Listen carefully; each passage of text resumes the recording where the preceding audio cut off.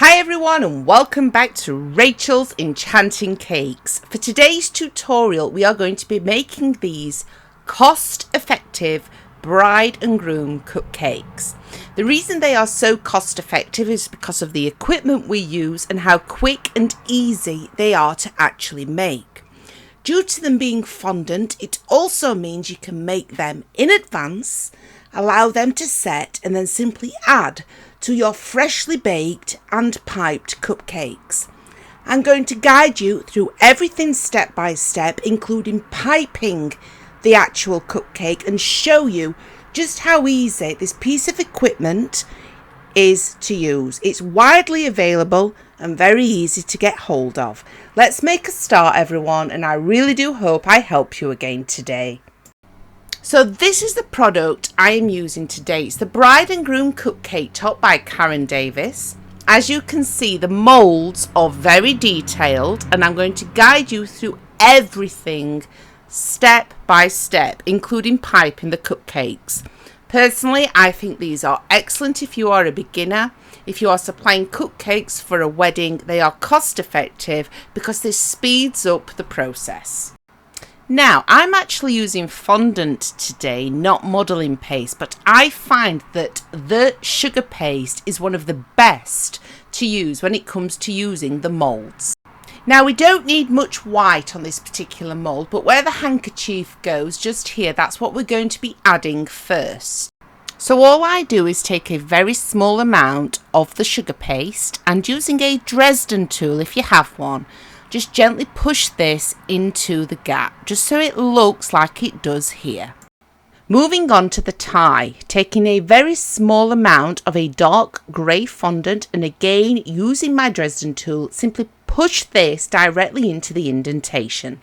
I then carefully fill in the gap where the shirt is going to actually be. Take your time doing this and again use a Dresden tool to make it easier. You can then also fill in all of those buttons with just a very small amount of white. So I'm still using the sugar paste, but this is the black version. I find if you need to use the colour black, buying it pre-made is so much easier. I then fill in each half of the mould where the suit is going to go. Be very careful not to accidentally go over the middle section. We're going to be adding a lovely light grey to that last. It's very easy to do. Each half will stick together as long as it's pushed in correctly. After you have added the light grey directly to the centre, a little tip. Place this in the fridge or freezer, depending on how fast you need it, for a few minutes. This will firm up the fondant and it will allow it to come away from the mould with ease. Moving on to the bride. Now for a lovely flesh colour, the chestnut by Sugar Flare is fantastic. Just to point out, if I was making these in bulk, what I would be doing right now, whilst the groom is sat in the fridge, I would be making this one, and then once this one is made, you can keep on alternating the moulds in order to allow the fondant to be lovely and hard when you release it from the mould.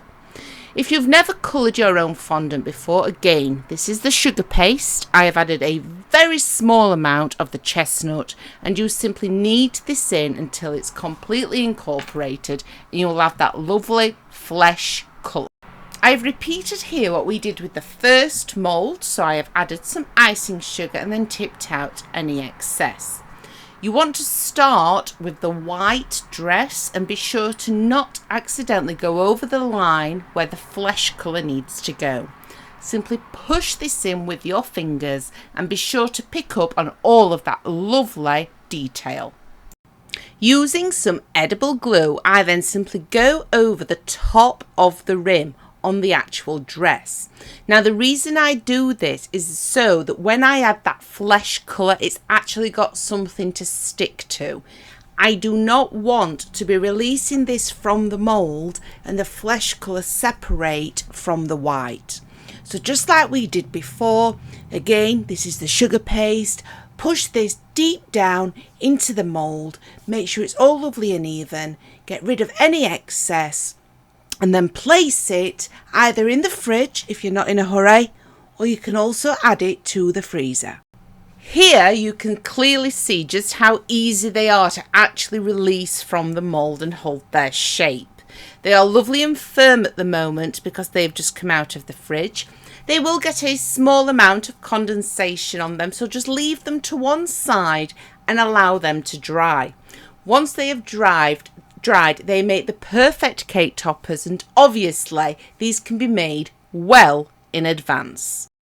Now, I want this to be absolutely perfect, so I then take a round circle cutter just to make sure those sides are perfectly smooth. Remember, these are going to be used for a wedding.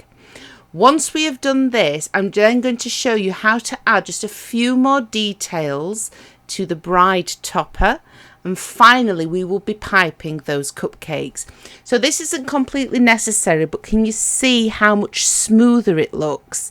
It looks a lot neater, and I'm a lot happier with that, and I would be happy to sell that to a customer. I then simply repeat that with the bride topper. Making your own edible metallic paint is very simple. All you need is a 100% edible luster dust, and then we're simply going to be mixing this with some clear alcohol. You can use any brand of alcohol that you choose, but the higher the alcohol content, the better. And obviously all that happens with this is the alcohol will evaporate very fast compared to water. It will allow this to dry really quick, and then we can use them straight away. You will also need a very fine brush, and then you simply paint over the pearls. Now obviously I've made way too much here. You're not going to need as much as that. If you want to buy ready-made metallic paints, that can also be very helpful, and that's obviously been made for you. But I would always go with an alcohol-based paint rather than a water-based. Now let's pipe those beautiful cupcakes and see the finished result. The piping tip I am using today is the Wilton 2D, a very popular piping tip that has been used an awful lot in my content and that you will most likely have in your collection. Taking a disposable piping bag, if you have never done this before, simply trim off the end. Try not to trim off too much. Once you have done this, you then simply want to take your piping nozzle and feed this directly through the bag, just like this. If you do need to trim off a little bit more, do so. However, this is the perfect fit. I then find by placing the piping bag in a tall glass and wrapping it around the outside, it's much easier to fill. Fill this with a buttercream colour of your choice. Now, this particular recipe is available on my channel, and I'm going to leave a link for you in the description below the video. Try to push the buttercream down as much as you can when you are filling the piping bag, and take your time. This will help eliminate any air bubbles. Starting in the centre of the cupcake and trying to keep the pressure even as you gently squeeze the piping bag, simply go around in a circular motion. I have slowed this down so that you can see this in detail. This is not about speed.